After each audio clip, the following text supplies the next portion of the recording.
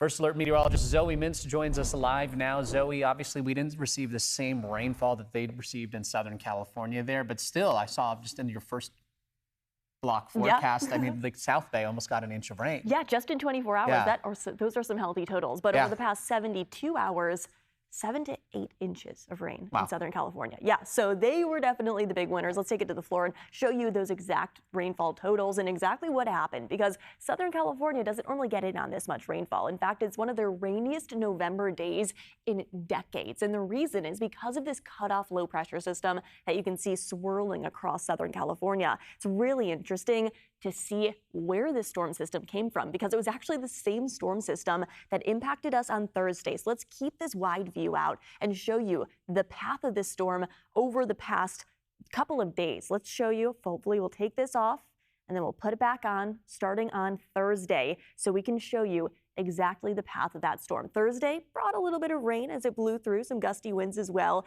The Sierra saw that rain that continued on Friday. But then look at Southern California. That low pressure began to develop, some pockets of heavier downpours.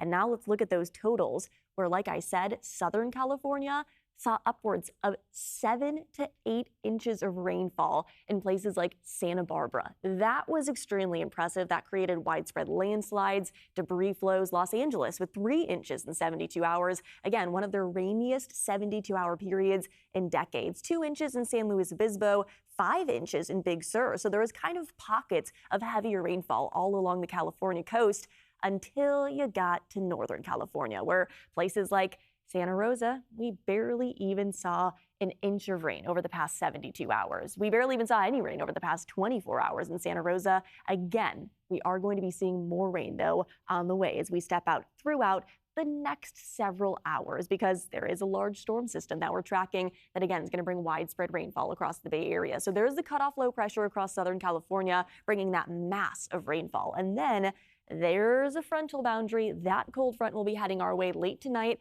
and into early tomorrow, bringing another round of rain. This one will be a bit quicker moving, but it is going to be widespread, heavy downpours and gusty winds. More of that typical frontal boundary as we see it move through. Let's take a closer look at what we can expect, though, as we step out over the Bay Area over the next several hours, kind of track the rain throughout this afternoon, because I would say it's only the next couple of hours that our South Bay are going to be seeing that widespread rainfall.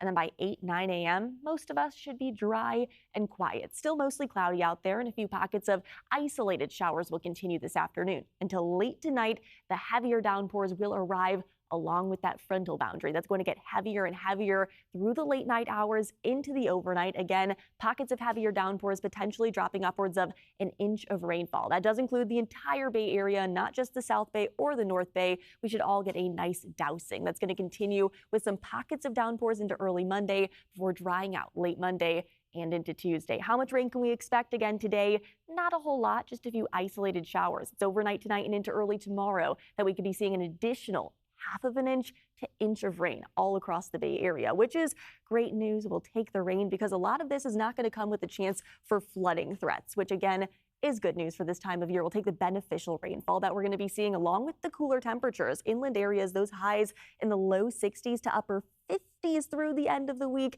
and into next weekend. All things to keep in mind. Keep that umbrella and the jacket handy. Back to you, Max. All right.